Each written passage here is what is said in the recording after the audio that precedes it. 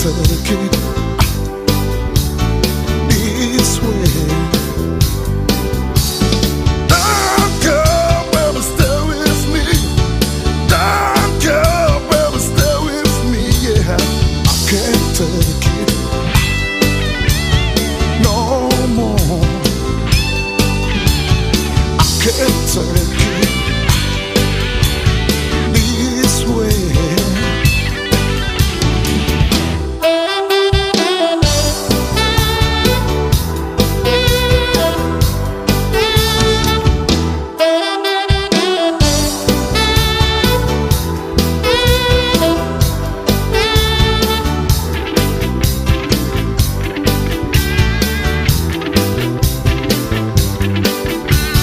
Tell me now, who is your love?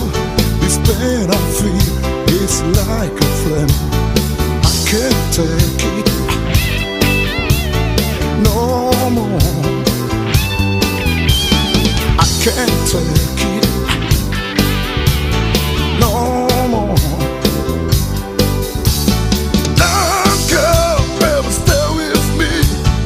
Don't go, baby, stay with me. Yeah, I can't take it no more. Oh, I can't take it no more. Shut it for me one more time.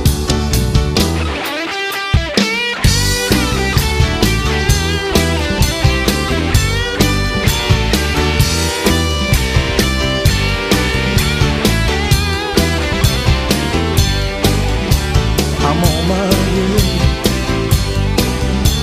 I just can't stay. I'm on my way. Just can't stay. Won't be back tomorrow. Got a long road to sorrow. Oh yeah. Don't go, baby, stay with me. Don't go, baby, stay with me. I'm on my way. I just can't stay. I can't take it no more, baby. I'm on my way. I can't take it. Ici, le titre de l'ouvrage de ce coaching, c'est l'expérience. L'expérience. L'expérience. Introduction. L'expérience est la maîtrise d'une chose ou la maîtrise d'une activité. En Afrique, c'est les vieillards qui possèdent l'expérience et la connaissance qu'ils transmettent à la génération future d'une manière de bouche à l'oreille. Après la colonisation du continent africain, les Africains ont connu l'école, d'où la notion de lecture est née. Donc on lit des livres pour bénéficier des expériences et des connaissances des auteurs de livres par rapport à un domaine. C'est le monde de connaissance et de l'expérience. Aujourd'hui, le séminaire et la conférence sont nés qui enseignent des gens des connaissances et des expériences tirées des livres et des vieillards des domaines. Le séminaire a pour rôle de coacher les gens et la conférence a pour rôle de former des gens, des expériences, de la compétence d'une activité. Toute connaissance qu'un être humain apprend et applique lui produit un résultat tôt ou tard qui correspond à l'idée de la connaissance où il devient tôt ou tard la connaissance. Donc la connaissance, dans l'histoire de l'Afrique, les jeunes allaient vers les vieillards de leur localité pour bénéficier de leurs compétences, de leurs connaissances et expériences, les savoirs, les savoir-faire, les savoir-être de ce qu'ils veulent faire ou ce qu'ils veulent devenir dans l'avenir. Donc, les vieillards les transmettent ces expériences de bouche à l'oreille. Donc, de bouche à l'oreille. Donc, c'est la fonction que les vieillards occupaient dans la société africaine avant la colonisation. Donc même cette fonction continue aujourd'hui. Donc les vieillards, par exemple, quelqu'un qui a fait la médecine, qui a travaillé pendant 30 ans, il a eu la retraite, transmettre ses expériences par rapport au domaine de la médecine. Et grâce à la colonisation, l'école est née. Donc les Africains ont été à l'école, mais ils savent lire et écrire. Donc là, on a l'histoire de livres. Donc tu lis les livres d'un auteur qui a vécu des expériences de la vie et il transmet ces expériences d'un domaine aux générations futures.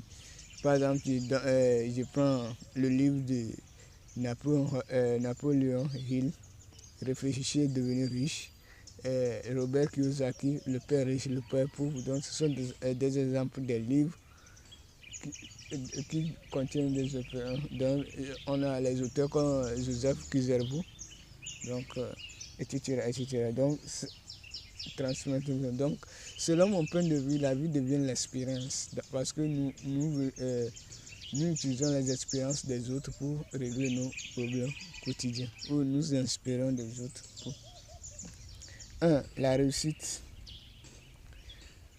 Idriss Aberkan a dit que chaque être humain doit écrire un livre pour conseiller des gens de ses expériences vécues.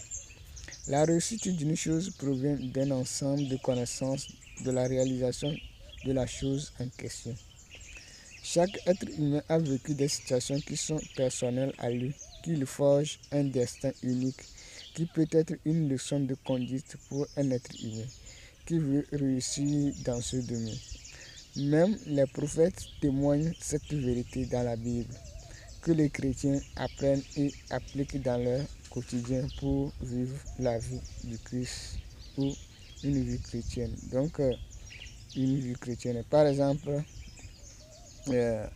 Job, Noé, Abraham. Donc, quand nous prenons aussi le Coran, on a la vie de Mahomet, comment Mahomet a vécu sa vie. Donc, même ça enseigne dans les classes de 5e, 6e. Donc, la vie de Mahomet, comment Mahomet a vécu tout ça là. Donc, les fidèles musulmans appliquent dans leur culture et on appelle qu'ils ont une vie musulmane, tout ça là. Donc, ce sont des expériences. Donc, par l'expérience, on voit que Dieu même envoie des sages, des leaders qui viennent vivre une vie que nous utilisons dans notre quotidien, nous les autres. La vie, c'est de l'espérance. Donc, la vie, c'est de l'espérance. La vie, c'est la connaissance. Celui qui a la connaissance et l'espérance d'un vieillard ou d'un livre possède la sagesse, d'où réussir dans un domaine. Donc, la sagesse d'un domaine, d'où il peut réussir dans le domaine en question. L'être humain doit posséder au moins la connaissance du domaine qu'il veut entreprendre grâce aux expériences d'un ou des années ou d'un livre du domaine. L'être humain doit fixer un but pour sa vie dans un domaine qu'il désire réussir pour pouvoir se former pour la réalisation de sa vision et qui est la réussite. Donc, il doit fixer un but et chercher à se former, à avoir l'expérience et la connaissance du domaine pour pouvoir réussir dans le domaine. 2. Expérience. 2. Inspirer. 2. Inspirer. Inspirer, c'est copier une connaissance pour résoudre un problème. C'est-à-dire copier partiellement une connaissance pour adapter à une chose pour aboutir à un résultat. Voilà cette histoire. Un homme a été abattu jusqu'à la mort devant les citoyens de la ville. 3 hommes qui ont tous la même vision, qui est de vivre en sécurité. Un homme parmi les 3 hommes a quitté immédiatement la ville vers une ville où il y a la sécurité. Un homme est devenu méchant et ne pardonne pas les bandits qui résident dans la ville pour apporter la sécurité et Le troisième homme a pris la tâche sur lui de conscientiser les gens de la vie sur l'aspect négatif de la violence. Voilà, face à une situation, chacun des trois hommes a pris des solutions différentes selon la vision, la conception du monde, les moyens, etc. de chacun. Copier une connaissance ou une chose, c'est imiter la connaissance ou la chose 100%. Mais s'inspirer une connaissance ou la chose, c'est copier partiellement une connaissance ou la chose pour satisfaire ses besoins. La vie de chaque être humain est unique à cause des situations vécues qui sont personnelles à lui. Donc, il est impossible de vivre 100% la vie d'une personne ou de réussir 100% une chose ou une activité de son aîné humain. Pour réussir 100% la vie d'une personne, donc, il faut que l'être humain va chercher à comprendre toutes les expériences vécues par ce dernier et la décision qu'il a prise face à ces différentes situations vécues. La solution est de s'inspirer de la vie de son aîné du domaine pour concevoir sa vie, car c'est une grande erreur de vouloir copier la vie d'une personne ou de vouloir réussir une chose ou une activité comme son aîné. Vaut mieux de s'inspirer de la vie d'une personne que de copier la vie d'une personne pour réussir sa vie. 3. Atteindre son but. Tout navire qui quitte un lieu a toujours un lieu de destination où la navire va accoster. Au cas contraire, il va se perdre au beau milieu de la mer ou de l'océan.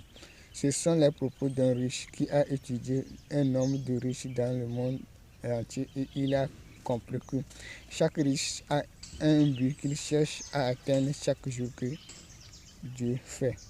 L'être humain doit avoir un but pour sa vie qu'il va chercher à atteindre chaque jour que Dieu fait. Par exemple, Aliko Dangote avait pour but de réussir dans le domaine de l'entrepreneuriat, qu'il a pu créer l'entreprise Dangote qui produit les paquets de ciment pour la construction des maisons, etc. des habitants de l'Afrique de l'Ouest.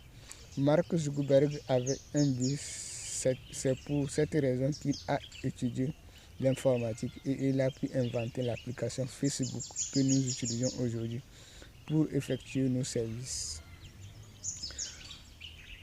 Le mode de vie est un but ou destination à atteindre. La vie de qui l'être humain veut vivre plus tard.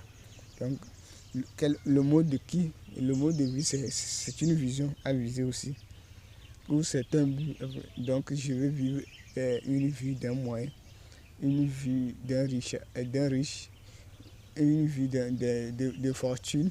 Donc, une vie chrétienne, une vie musulmane et une vie animiste. Donc, ce sont des visions que l'être humain doit chercher à fixer pour atteindre son but. Donc, il est nécessaire de chercher à avoir donc l'espérance, la vie c'est de l'espérance. Donc, l'espérance de qui? Donc, il est difficile de vivre 100% la vie d'une personne. Donc, l'essentiel, c'est de s'inspirer de ce que l'être humain peut faire ou il comprend de la personne et lui-même, il va réfléchir et compléter les autres.